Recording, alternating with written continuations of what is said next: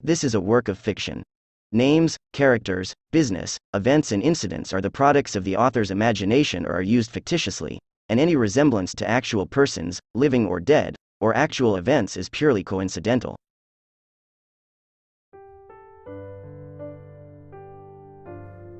Mas naging close pa nga kami ni Yael sa mga sumunod na araw. Kahit pa alam kong delikado para sa akin, ay hindi na ako gumawa ng rason para maiwasan siya kung minsan. Kumbaga ay hinayaan ko na lang ang sarili ko, at kung saan man haantong ang nararamdaman ko para sa kanya. Sobra naman ang naging effort niya, kasama sina Kuya, Levi, Van at Cass sa pagtulong sa amin ni Jazz sa pangangampanya. Kaya nang dumating ang araw ng eleksyon, ay nanalo ang partido namin. Landslide victory pa nga na siyang sobrang nakakatuwa.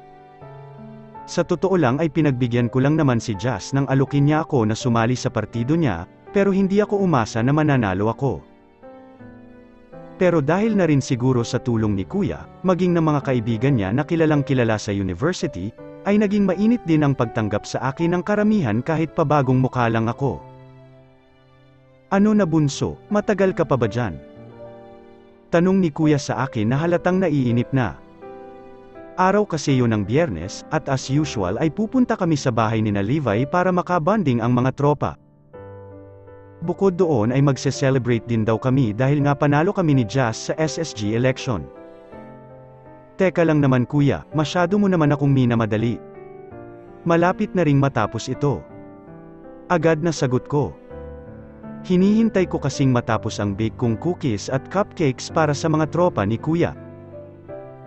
Hindi ko rin naman kasi alam kung paano ko sila mapapasalamatan, dahil mula nang magsimula ang pangangampanya namin ni Jazz ay naging sobrang supportive na sila sa amin. Kaya naman nagpasya ako na ipag-bake na lang sila ng cookies at cupcakes.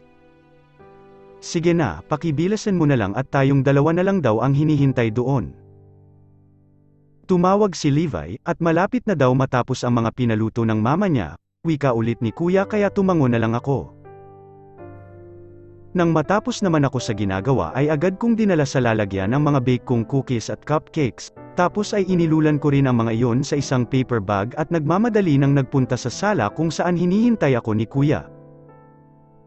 Ang tagal mo bunso, sabi ko naman sayo kahit na wala kang ibigay sa mga iyon, supportive lang talaga sila at hindi naman nang hihingi ng kapalit, saad niya nang naglalakad na kami paalis. Alam ko naman iyon Kuya, pero iba pa rin kasi na kahit papaano, may maibibigay ako sa kanila bilang pasasalamat, sagot ko na lang. Nang nasa biyahe na kami ay tahimik lang kami ni Kuya, pero kung minsan ay lihim akong napapangiti kapag naiisip ko ang ideya na magkikita at magkakasama ulit kami ni Yael. Tapos ay doon pa ulit kami kina Levi matutulog ni Kuya kagaya ng dati, at malaki ang chance na baka tabi ulit kami ni Yael. I mean, ilang ulit na rin kaming natulog sa bahay ni na Levi, at ganun naman kasi lagi ang nangyayari. Nang makarating na kami sa bahay ni na Levi, ay sabay kaming bumaba sa sasakyan ni Kuya tapos ay dumiretso na sa poolside kung nasaan ang tropa. Agad naman akong nakaramdam ng pagkamangha nang makita na walang suot si Yael na pang-itaas na damit, isang khaki shorts lang tapos ay halatang nanggaling siya sa pagsuswimming. Ang ganda kasi ng hulma ng katawan niya, sigurado na papasa siya bilang model ng mga kilalang clothing lines. Nagsisimula na pala kayo, pasensya na't medyo matagal kumilos itong si Marky. Kung ano-ano pa kasi ang ginawa, wika ni Kuya habang naglalakad kami palapit kaya naman napalingon ang lahat sa amin. Nandito na pala kayo, nag-swimming lang kami saglit pero hindi pa naman kami kumakain. Sabi kasi ng parents ni Levi, hintayin na daw namin kayo, sagot naman ni Van. Nag-bake nga pala ako ng cookies at cupcakes para sa inyo. Hindi ko kasi alam kung paano kayo mapapasalamatan sa pagtulong nyo sa amin ni Jazz. Nakangiti pero nahihiya naman na wika ko bago inilapag sa mesa ang dala kong paper bag. Hindi naman kailangan yan, masaya kami na makatulong. Pero maraming salamat. Tiyak na matutuwa rin sina Mama kapag natikman nila ang cookies at cupcakes mo, nakangiting sagot naman ni Levi. Siya rin naman na nandito na kayo, pumasok na muna tayo at kumain. Medyo nagugutom na rin kasi ako. Dalhin nyo na rin sa guest room ang mga gamit nyo, para pagkatapos ay diretso na tayo dito, wika naman sa amin ni Cass na siyang sinang-ayunan ng lahat. Ako na ang magdadala dito, saad ni Levi tapos ay kinuha na ang dala kong paper bag na may laman ng cookies at cupcakes, tapos ay nagsimula na silang maglakad paalis para nga makapasok na sa loob ng bahay. Akmang susunod na ako sa kanila, pero agad na natigilan ng maramdamang may humawak sa braso ko. Nang lumingon ako ay agad kong nakita ang gwapong mukha ni Yael na wala pa ring suot na damit. Ang sakit naman, may halong pagbibiro na wika niya na siyang kinakunot ng noo ko. Ang alin? Nalilito na tanong ko. Nangako ka sa akin na bibigyan mo ako ng cupcakes at cookies, ilang linggo na rin yun pero hindi mo nagagawa kasi busy ka. Tapos ngayon nagdala ka nga, pero para naman sa lahat. Akala ko pa naman espesyal ako, nakangiti at nagbibiro, pero kunwari ay nagtatampo na sagot niya kaya mahina akong natawa. Alam mo, ang laki mong tao kaya hindi bagay sa'yo ang nagtatampo, pagbibiro ko rin naman, tapos ay agad kong binuksan ang dala kong bag at inilabas doon ang isang box. Heto, para sa'yo. Ikaw lang ang meron yan, kaya huwag ka nang magtampo, dagdag ko pa bago inabot sa kanya yon. Isa yung maliit na chocolate cake, mas malaki lang siguro ng 3 o 4 na beses sa dala kong mga cupcakes, pero nilagyan ko yun ng frosting na may disenyong paper boats dahil naalala ko ang kurso niya. Bukod doon ay may mga maliliit na kisses din yun na toppings, tapos ay effort ang box na lalagyan kasi ay may paribon pa. Nang makita niya yon ay agad siyang napangiti bago niya yon tinanggap. So parang inamin mo nga na espesyal talaga ako? Medyo malambing ang boses niya nang itanong iyon habang titig na titig sa mukha ko. Kaya agad kong naramdaman ang pag-iinit ng magkabilang pisngi ko. Marunong lang akong tumapad sa pangako. Halika na nga, napapangiti na lang nasagot ko bago nagsimula ng maglakad paalis, bahagya pa nga akong napalingon ulit sa kanya at nakita kong nagsuot na siya ng sando, pero hindi pa rin maalis ang ngiti sa lobby niya habang nakatingin sa chocolate cake na inilapag niya saglit sa may mesa. Nang nasa hapag na kaming lahat ay nagsimula na kami sa pagkain kasabay ang mga magulang ni Levi. Natuwa nga ako dahil medyo madami ang pinahanda nilang mga pagkain, nabanggit daw kasi ni Levi sa kanila ang pagkapanalo namin ni Jazz sa SSG election, at ang balak naming pagse-celebrate. Ganito lang ang balak niyong selebrasyon? Hindi na kayo lalabas o pupunta sa ibang lugar? Nakangiting tanong sa amin ng papa ni Levi maya-maya pa. Bakit hindi kayo mag-out of the country? Sasagutin namin ang gastos nyo, dagdag pa niya kaya malawak na napangiti ang lahat. Okay po sana ang ganun dad, ang kaso sobrang busy na po kasi namin, lalo na kami kasi nga graduating student kami, sagot naman ni Levi. Pero siguro po pwede kaming mag-out of town na lang, para kahit na papaano makapag-relax kami at magkaroon ng konting break sa stressful na pag-aaral, dagdag pa niya na sinang-ayunan naman ng lahat. Kung sa bagay, para hindi rin kayo masyadong ma-burnout, nakangiting saad naman ng mama niya. Hindi bale, sabihan nyo kami ng dad nyo kung kailan nyo balak magbakasyon, at kami ang sasagot sa lahat, dagdag pa nito. Oo nga pala Marcus at Marky, kumusta na ang mga magulang nyo? Tanong pa ng papa ni Levi sa amin na si Tito Leroy.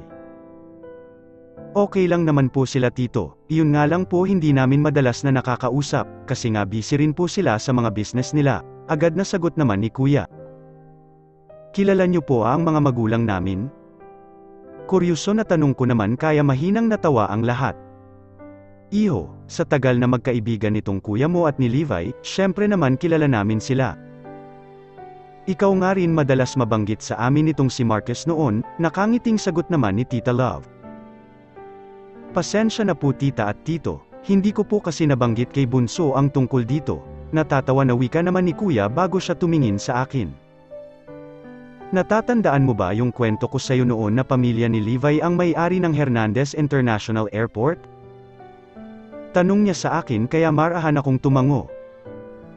Iyon ang unang airport sa atin Bunso, at nag-invest sina mama at papa noong pinapatayo pa yun ni na tita at tito doon, kaya naging magkakaibigan din sila. Nakangiting dagdag pa niya kaya agad akong napatango. Hindi na ulit ako nagsalita pa kasi ay wala naman akong maintindihan sa usapang negosyo, dahil nga hindi gusto nila mama at papa na yon na agad ang isipin ko. Mas gusto nila na mas mag-focus muna daw ako sa pag-aaral, at okay na daw sa kanila na si kuya na muna sa ngayon ang pakunti-konting nag-aaral kung paano patakbuhin ang mga yon. Nagpatuloy naman na kami sa pagkain at pagkukwentuhan pagkatapos nun. Natuwa nga ako nang matikman na nila ang dala kong mga cookies at cupcakes, iyon na kasi ang ginawa nilang panghimagas, at puro papuri ang natanggap ko. Wala ka bang balak na pagkakitaan ang talento mo sa pag-bake, iho? Tiyak ako na magiging malaki agad ang negosyo mo kapag nagkataon, nakangiting saad ni Tito Leroy sa akin. Hilig ko lang po ang mag-bake, tito, pampalipas oras lang po kung minsan. Pero pangarap ko po kasi talaga na maging teacher.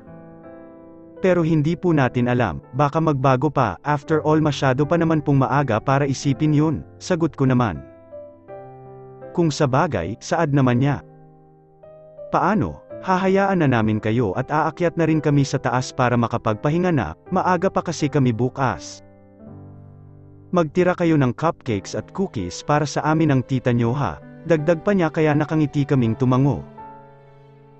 At dahil may celebrate kayo ngayon, hahayaan namin kayo na uminom hanggang 2 bote, pero hanggang 2 bote lang. Kapag sumobra pa doon, alam nyo na ang mangyayari.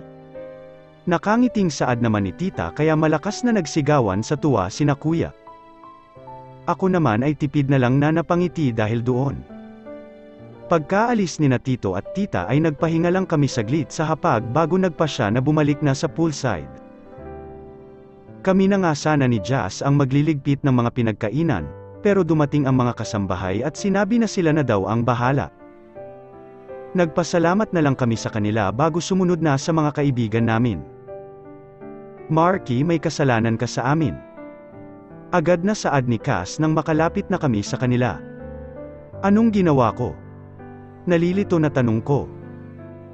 Bakit si Yael lang ang may chocolate cake? Paano naman kami? Saad niya na kunwari ay nagtatampo. Malakas naman na tumawa si Yael na parang pinagyayabang pa sa lahat ang chocolate cake na ngayon ay kinakain at pinagdadamot niya sa lahat. Ano kasi, sobra ko kasi siyang naabala nitong mga nakaraang araw. Ito kasing si kuya laging may lakad, kaya itong si Yael ang laging naghahatid sa akin pauwi sa kondo, tapos alam niyo ba, may isang beses na nakatulog ako sa paggawa ng research, tapos siya na ang nagtuloy. Kaya ayun, ginawan ko siya niyan, mahabang paliwanag ko naman, hindi ko kasi gusto na mag-isip sila ng ibang rason.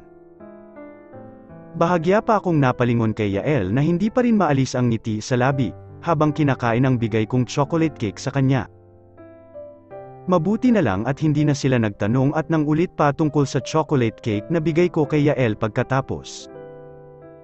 Binuksan na kasi ni Levi ang isang malaking bote ng alak tapos ay nagsimula na sila sa inuman. Ang akala ko nga ay magsuswimming na kami agad ni Cass at Jazz, dahil ayaw naman daw nilang uminom kagaya ko, pero nagpasya sila na makipagkwentuhan muna sa tropa habang kumakain ng mga sitsirya. Oo nga pala, balak ko na mag-set ng outing para sa mga SSG officers next weekend, iyon ang magiging selebrasyon namin. Marky, tulungan mo ako sa preparation, nakangiting saad ni Jazz kaya mabilis akong tumango at nakaramdam ng excitement. Pwede ba kaming sumama? Agad na tanong naman ni Levi. Exclusive muna ito para sa mga SSG officers, baka lang kasi mahiya sila sa inyo, nakangisi na sagot naman ni Jazz.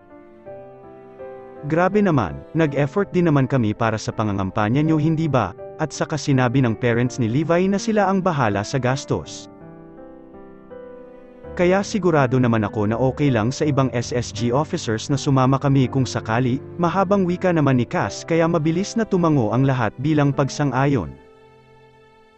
Sige, susubukan kong kausapin ang iba pang officers, kung wala namang magiging problema, edi isasama namin kayo, saad na lang ulit ni Jazz. Ngumiti na lang ako at hindi na nagsalita pa, bahagya nga akong gumalaw para umayos sa pagkakaupo. Pero agad na nagdikit ang mga braso namin ni Yael kaya nagkatinginan kami. Kung hindi ko pa kasi nababanggit ay kami ang magkatabi, bale nakapagitna ako sa kanilang dalawa ni kuya. Tapos ay hindi pa kalakihan ng mesa, kaya medyo masikip dahil nga nakaupo kaming lahat. Kaya naman tiyak na may matatamaan ka talaga kapag gumalaw ka kahit pa konti lang. Agad naman akong umarte na walang epekto sa akin ang pagtatama ng balat namin, tapos ay tumingin na ako sa mga kasama namin na nagkukwentuhan pa rin. Pero ang kaba na nararamdaman ko ay agad na dumable nang maramdaman ang kaliwang kamay ni Yael na lamapat sa may hita ko. Bahagya kasi siyang umabante para makakuha ng chips, kumbaga ay humawak talaga siya sa hita ko para pang suporta sa katawan niya. Sakto na nasa hita ko rin ang kanang kamay ko, kaya agad na nagdikit ang mga hinliliit na daliri namin, pero hindi naman ako umiwas para hindi niya mahalata na sobra ang epekto niya sa akin. Ang akala ko nga ay aalisin din niya agad ang kamay niya pagkatapos niyang kumuha ng chips, pero hindi naman niya ginawa iyon. Ganun pa man ay patuloy pa rin ako sa pag-arte na parang normal lang ang lahat, kahit pa para na akong mawawala ng malay dala ng kakaibang init sa pakiramdam. Ano nga pala ang mga plano nyo pagka-graduate nyo? Tanong ni Cass kina Kuya, Levi, Van at Yael maya-maya pa. Silang apat kasi ang 4th year college na. As usual, tutulungan ko na sina Dad at Lolo sa mga businesses. Pero susubukan ko muna silang kausapin kung pwede na kumuha muna ako ng experience sa ibang kumpanya, sagot naman ni Levi. Ako sa Mindoro na mamamalagi, medyo matagal na rin naman akong tinitrain ng mga magulang namin ni Marky sa pag-handle ng mga businesses, wika naman ni Kuya. Well, good thing na may kuya ako, at okay lang sa parents ko kung ano ang desisyon ko. Medyo may naipon naman ako, either itutuloy ko ang pagpipiloto, o mag-apply sa mga aviation company, o baka magtatayo ako ng sarili kong negosyo. Gusto ko sana night bar, saad naman ni Van kaya nagtawanan ang lahat. Huwag bar pare, kung alak ang ibebenta mo, tiyak na sayo palang lugi ka na, natatawa na wika naman ni Levi. Ikaw Yael, anong balak mo? Dagdag pa niya kaya napalingon kaming lahat kay Yael. Agad akong nakaramdam ng pag-aalala nang maalala ang mga sinabi niya sa akin. Pagka-graduate kasi niya, baka ang papa daw niya ang magdedesisyon para sa kanya. Worst, baka ipakasal na siya agad kay Amira. Hindi ko pa alam, masyado pa namang maaga para magdesisyon. Bahala na siguro, nakangiting sagot na lang niya. Iba pa rin yung may plano ka na habang maaga pa. Pero kung sa bagay, marami rin namang negosyo ang pamilya nyo, mostly real estate tama ba? Kaya tiyak na marami ka namang pagpipilian, wika ni Cass, hindi naman na sumagot si Yael at tipid na lang nangumiti. Basta, kung ano sa tingin mo ang gusto mo, at kung saan ka sa tingin mo magiging masaya, iyon ang gawin mo. Minsan nakakatakot, pero parte naman ng buhay ang pag-take ng risk. Wala naman kasing mangyayari kung gagawa ka ng desisyon na nakabase lang sa sasabihin ng iba, kasi sa huli ikaw lang din ang mahihirapan. Mababa naman ang boses na saad ko. Ang seryoso mo naman masyado bunso, parang may pinagdadaanan naman itong si Yael dahil sa sinabi mo, natatawa na wika ni Kuya. Actually may punto naman si Marky, minsan nakaka-pressure isipin na successful ang pamilya ko, kaya minsan nakakatakot magdesisyon para sa sarili ko kasi baka nga ma-disappoint ko lang sila, saad naman ni Yael habang nakangiti sa lahat. Medyo nagulat pa nga ako nang pinagsaklop niya ang mga hinliliit namin, saka ko napansin na nasa hita ko pa rin pala ang kaliwang kamay niya. Hindi ako nakagalaw, o baka hindi lang talaga ako gumalaw kasi ay ayaw kong alisin yon.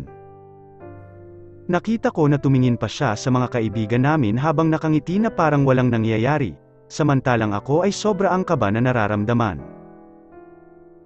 Wala naman sigurong masama kung minsan magiging makasarili tayo, at pipiliin natin kung saan tayo magiging masaya, hindi ba? Nakangiti at makahulugan na dagdag pa niya bago mas hinigpitan ang pagkakasaklop ng mga hinliliit namin. Ang seryoso nyo naman masyado, change topic na nga tayo, natatawa na saad na lang ni Van. Ganun naman ang ginawa namin, pero si Yael ay hindi na ulit inalis pa ang pagkakasaklop ng mga daliri namin. Habang patuloy pa rin sila sa inuman at kwentuhan, may mga pagkakataon na pesimple kaming magkakatinginan ni Yael at mapapangiti, habang ang mga daliri din namin ay magkasaklop pa rin. Hindi ko alam kung gaano na iyon katagal, pero tila ba wala ni isa sa amin ang gustong bumitaw. Mag-swimming na tayo, nakangiting saad pa ni Cass pagkalipas ng ilang oras, tapos ay agad siyang tumayo. Dahil doon ay bahagya niyang natama ng mesa kaya nahulog ang isang kutsara na nandoon. Mabilis naman siyang yumuko para kunin iyon, tapos ay agad akong kinabahan nang makitang napalingon siya sa kamay namin ni Yael, maging sa daliri namin na magkasaklop. Mabilis pa sa 4:00 na bumitaw ako at inilayo ko ang kamay ko kay Yael, agad siyang napalingon sa akin na parang nagtataka kung bakit ko ginawa iyon. Si Cass naman ay muling tumayo tapos ay nagpalipat-lipat ng tingin sa amin, bago lihim na napangiti na halatang may alam na sa nangyayari. Halika na Marky, nakangiti at makahulugan na pag-anyaya pa niya sa akin, na para bang nagsasabi na may utang akong kwento sa kanya. Agad akong napalunok ng laway, at nag-aalangan man ay tumayo naman ako para sumunod sa kanya sa pagpunta sa pool. Medyo lumayo nga siya, para siguro makasigurado na walang ibang makakarinig ng kung anuman ang pag-uusapan namin, tapos ay agad siyang umupo sa may poolside. Ikaw Marky ha, hindi ka nagsasabi sa amin, nakangiti at makahulugan na saad naman ni Jazz na sumunod pala sa amin ni Cass. Anong ibig mong sabihin? Kunwari ay walang ideya na tanong ko, nagkatinginan naman sila ni Cass bago mahinang natawa. Kaninang pinulot ni Cass ang nahulog na kutsara, nakita kong natigilan siya kaya sinundan ko ng tingin ang tinitignan niya, tapos nakita ko na magkasaklop ang mga daliri niyo ni Yael. Ano bang meron, kayo na ba, kailan pa, mahina pero mahabang saad niya, si Cass naman ay muling napangiti na halatang kinikilig. Saglit akong natahimik bago napalingon kay Yael na ngayon ay nakatingin sa akin. Peke pa akong umubo bago ibinaling ang atensyon ko kina Jazz at Cass. Hindi naman kami, mahina ang boses na sagot ko. I mean, aminado naman ako na, iyon nga, iba ang epekto niya sa akin, at feeling ko, may gusto ako sa kanya. Tapos nagulat ako kasi pinagsaklop niya kanina ang mga daliri namin, iyon lang iyon, pero wala talagang kami, wala pang label. Ewan ko rin hindi ko alam, naguguluhan na dagdag ko pa. Paano iyon, hindi ba may girlfriend siya? Nalilito na tanong naman ni Jazz sa amin. Oo nga, pero may rason kasi siya. At sa tingin ko wala kasi ako sa lugar para sabihin yun sa inyo, sagot ko naman kaya sabay silang tumango. Kaya pala feeling ko mas naging close kayo nitong mga nakaraang linggo, tapos kanina siya lang ang may cake. Hindi ako naniniwala na siya lang ang ginawan mo dahil lang tinulungan ka niya, iyon pala may nabubuo na. Mahina at kinikilig pa rin na wika ni Cass. Pero pwede bang huwag niyo munang sasabihin kahit na kanino kahit sa tropa pa, agad na pakiusap ko naman. Hindi pa kasi ako handa, at isa pa, hindi naman ako sigurado kung ano ang meron kami, at kung may meaning ba yung pagsasaklop ng mga daliri namin, dagdag ko pa. Ano ka ba, syempre may meaning yun. Pero huwag kang mag-alala, safe ang secret mo sa amin ni Jazz. Basta kapag may improvement, balitaan at kwentuhan mo kami ng nangyayari sa inyo ha, nakangisi na saad pa ni Cass. Maging ako ay napangiti sa narinig, bago tumango. Sobrang nakakagaan kasi ng pakiramdam na alam kong may mga kaibigan nang nakakaalam ng nararamdaman ko, at ramdam ko rin na suportado nila ako, bagay na siyang sobrang nakakatuwa. Maya-maya pa ay naubos na nila kuya ang isang bote ng alak, kaya nagpasya sila na samahan muna kami sa pag-swimming. Maglaro tayo ulit, nakangiting saad ni Van sa amin nang nakababad na kaming lahat sa pool. Huwag na, tapos ako na naman ang babuhat sayo, ang bigat mo masyado, agad na sagot naman ni kuya kaya nagtawanan ang lahat. Hindi naman ako nakakibo kasi ay pasimpleng lumapit sa akin si Yael, habang mag-isa ko sa may dulo at nakababad ang katawan ko sa tubig hanggang dibdib. Nakita ba nung dalawa yung kanina? Mahina ang boses na tanong pa niya sa akin, alam ko na ang tinutukoy niya ay ang pagsaklop ng mga daliri namin, kung nakita daw ba yun ni Jazz at Cass, kaya naman mabilis akong tumango. Anong sinabi nila, nagalit ba sila, mahina ulit ang boses na tanong niya. Hindi naman, nagtaka lang sila kasi nga alam nila na may girlfriend ka, at saka, hindi ko rin naman kasi alam kung ano ang ibig sabihin nung nangyari, Halos pabulong ang boses na sagot ko, natatakot kasi ako na baka marinig ng iba naming kasama. Ano ba ang ibig sabihin nun para sa'yo? Mahina pa rin, pero may halong lambing naman ang boses na tanong niya. Hindi ko alam, hindi ba may girlfriend ka, giit ko. Hindi ba sinabi ko naman na sa'yo ang rason kung bakit naging kami ni Amira, tanong niya kaya bahagya akong napayuko. Look Marky, hindi ko alam kung kailan at paano nagsimula pero mula noong makilala kita, alam ko na iba na agad ang epekto mo sa akin. Sinubukan ko naman na pigilan pero sobrang hirap. Pilit kong sinasabi sa sarili ko na lalaki ako, at hindi ko dapat entertain itong nararamdaman ko para hindi na maging komplikado pa ang lahat, pero hindi ba ikaw na rin mismo ang nagsabi na hindi naman masama na mag-take ng risk kasi parte yon ng buhay? Sinabi mo rin na, huwag akong matatakot gawin kung ano ang makakapagpasaya sa akin, paano ba yan? Ikaw ang nagpapasaya sa akin, mahabang dagdag pa niya. Paano pala kung confused ka lang, ikaw na rin ang nagsabi na lalaki ka, hindi ba nakakatakot na baka masira lang yung pagkakaibigan natin, o baka madamay pa ang pagkakaibigan nyo ni Kuya, pabulong na sagot ko. Pinaniwala ko ang sarili ko na lalaki ako, kasi natatakot ako na baka ma-disappoint ko si Dad, pero mula noon, alam ko naman sa sarili ko na may iba rin sa akin. Kaya siguro kita nakilala, kasi ikaw yung tao na magpaparealize sa akin kung sino talaga ako, at kung ano talaga ang gusto ko, wika niya. Kaya mo bang suwayin ang dad mo at hiwalayan si Amira para sa akin? Tanong ko naman, narinig ko na mahina siyang napabuntong hininga dahil doon. Hindi ko alam Marky, sa totoo lang natatakot ako. Pero pwede mo ba akong bigyan ng chance na patunayan sa'yo na sincere ako? Pwede mo rin ba akong bigyan ng sapat na panahon para makausap at maipaliwanag kay Dad ang lahat? Hindi ako perpekto, pero pangako gagawin ko ang lahat para hindi ka masaktan.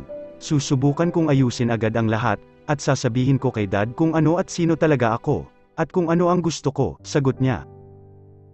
Marahan kong kinagat ang ibabang labi ko dahil sa narinig.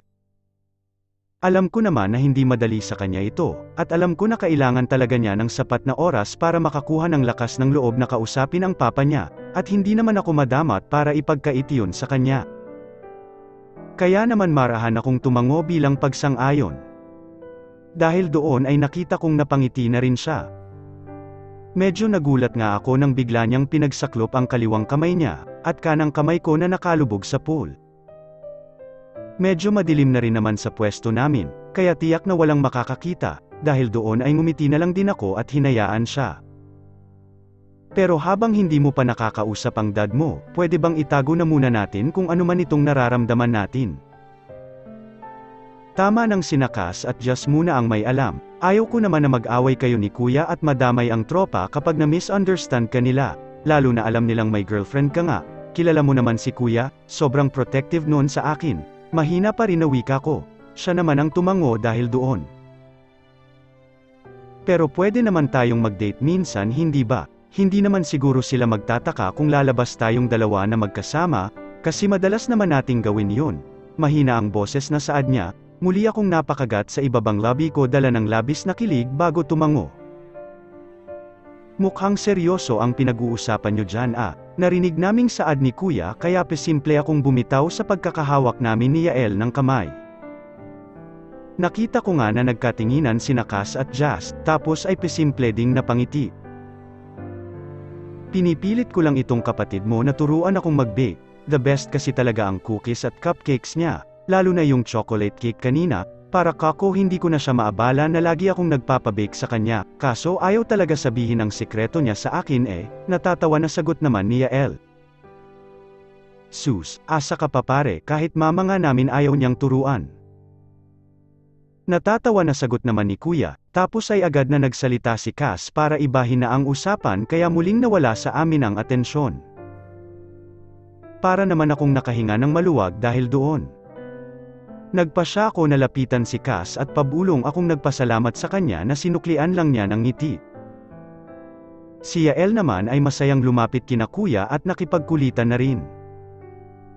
Nang matapos sila sa inuman at simpleng selebrasyon para sa amin ni Jazz, ay nagpasya kami na magpahinga na. Mukhang lasing na lasing kasi sila dahil nga pinayagan sila na uminom ng 2 bote ni Tita Love. Imagine, 4 lang silang uminom pero naubos nila ang 2 bote na iyon, lalo na't 1 litro pa ang 1 bote. Pagkatapos maligo at magpalit ng damit pantulog ay dumiretso na kami sa guest room ni na Kuya, Van at Yael. Hindi na kami nakanood pa ng movie gaya ng dati.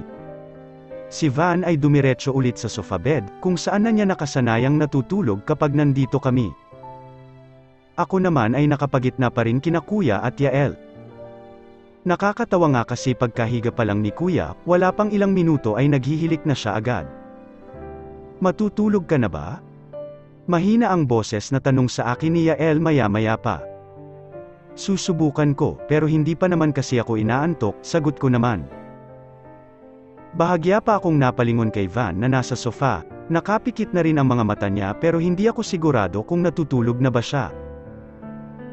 Ako rin, hindi naman kasi ako gaanong uminom kanina, para hindi ako malasing ng sobra, bulong ulit niya kaya tipid na lang akong ngumiti at tumango.